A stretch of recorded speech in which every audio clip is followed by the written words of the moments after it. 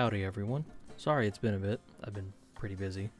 I won't mince words with a lengthy intro this time around, mainly because I don't know what to say. So, today, let's look at the latest addition to my Eldar Exodite army, a Warwalker. But, before we get to the Warwalker, a quick review of an entirety of the Partholonian army. Currently, the Exodite army consists of 10 Guardians and 2 Shining Spears. Wait, 2 Shining Spears? But they come in units of 3, right? Well, yes, dear viewer, which is why this Warwalker showcase starts with the Shining Spear that completes the unit. So here's the 3rd Shining Spear, notably not the squad leader, as that role is filled by the Gunlance wielding model in the last video. This Exodite is wearing Barroth armor and wielding the Reuploaded lance atop his fearsome Great Jaggy. The Reuploaded is a monster we talked about in the last video, as one of the female Guardians was wearing armor made from them. While I like the lance and the shield and how they came out, especially the lance, I want to draw your attention to the armor. Not only was it a pain in the ass to make each individual ridge of the armor, I want to talk about the monster it comes from. Not only will this give you a bit of insight on this armor set, but it will also transition to the other model to show today because I couldn't think of a transition.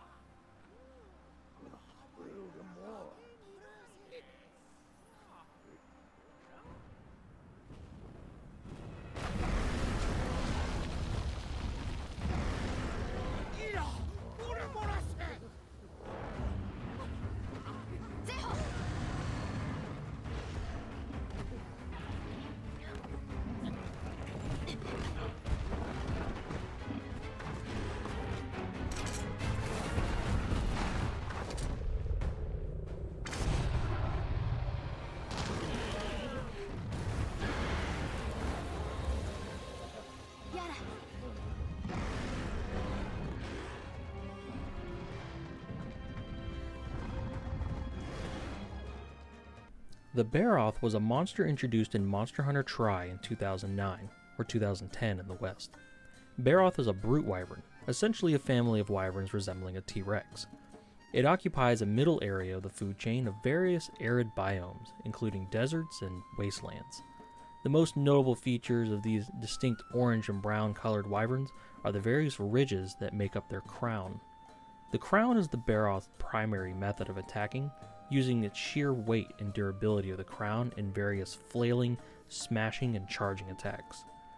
While commonly employed in self-defense against larger threats, Barroth interestingly does not use their crown for hunting in a traditional sense, as Barroth's favorite food are terrestrial neopterons, as opposed to larger herbivores that occupy the area. Barroth used their crown to break open hives of these insect-like creatures, especially Outtro and Nahabra, or in the New World, the termite spires found in the Wildspire wastes. Another noticeable quirk of Barroth's physiology is its inability to sweat, which has led to numerous aquatic evolutions.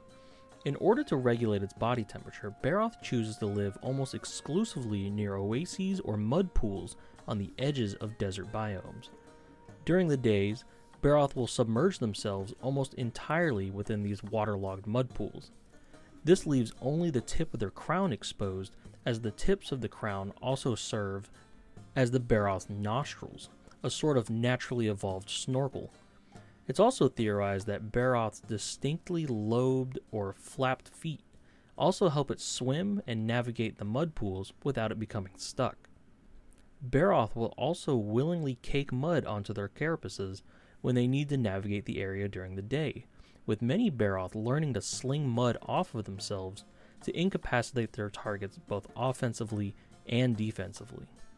This also translates into gameplay, as Barroth are weak to water elemental weapons when covered in mud, as the water washes the mud off, and weak to fire weaponry when their carapace is exposed. So why did I regale you with the Barroth and its physiology? Truth be told, this is actually my audition tape to be a nature documentary narrator. I think I've got what it takes, man. But to be honest, Barroth is one of my favorite monsters in the entire series. Sure, it's easy enough to be an easily impressed smooth brain and become infatuated with the more flashy monsters, but monsters that occupy the bottom and middle areas of the food chain can also be interesting and charming, even if they are a little forgotten towards endgame. Ever since Monster Hunter Tri, I've loved Barroth. From its distinct colors and its armor to hitting you like a fucking bus, Barroth was a legitimate threat when Tri debuted. While its general complexity and power level have been scaled down over the years to accommodate more monsters sharing the game with it, Barroth came out when Capcom was looking to start from scratch. This fresh start saw the roster for Tri to be smaller than the previous games, which meant the difficulty jump between new monsters was more noticeable than other games. I spent many hours just helping out low-level hunters with their HR8 urgent quest to hunt a single Barroth, and honestly, I sympathized with their struggle. Back in Tri, Barroth did not fuck around. So let's get to the grand reveal. Given that Barroth are one of my favorite monsters and are known to lie in wait within mud pools, it only made sense that I used the Barroth for an Eldar Warwalker. The Warwalker is a lightly armored scout vehicle with the ability to spring up behind enemy lines, which I felt was a perfect match for a Dragon Knight atop a Barroth. I like the mental image of a Dragon Knight patiently waiting beneath the mud with a rebreather, slowly slinking out of the mud, guns ablazing when the time to strike has come. Our Dragon Knight here is equipped with a female Genprey armor, excluding the helmet. A Genprey and its pack alpha, the Gendrome, are bird wyverns resembling small raptors.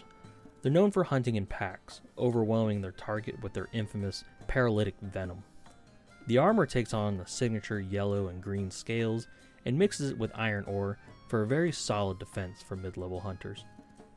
Please note that while my example footage here is using its cousin's armor, the red-scaled and poison-spitting Ioprey, the Genprey armor shares its structure and design with the Ioprey and its blue cousins, the Velociprey, only differing in color and stats, but like model-wise it's the same.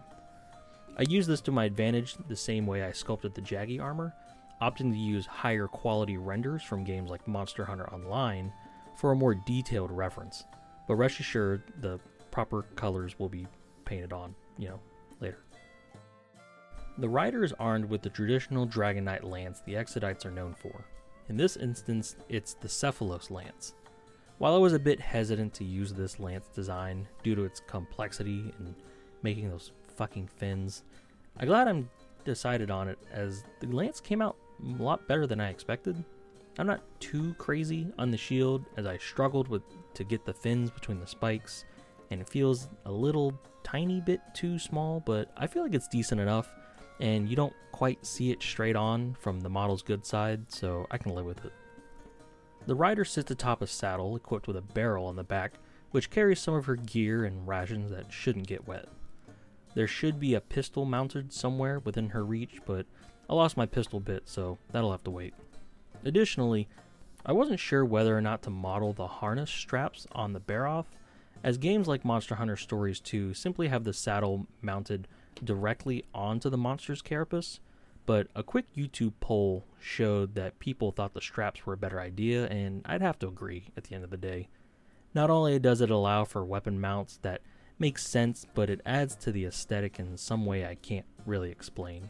Like, Eldar are very high-tech, but my Exodites, and Exodites in general I guess, are a strange combination of high-tech and low-tech due to various reasons, and I like the juxtaposition.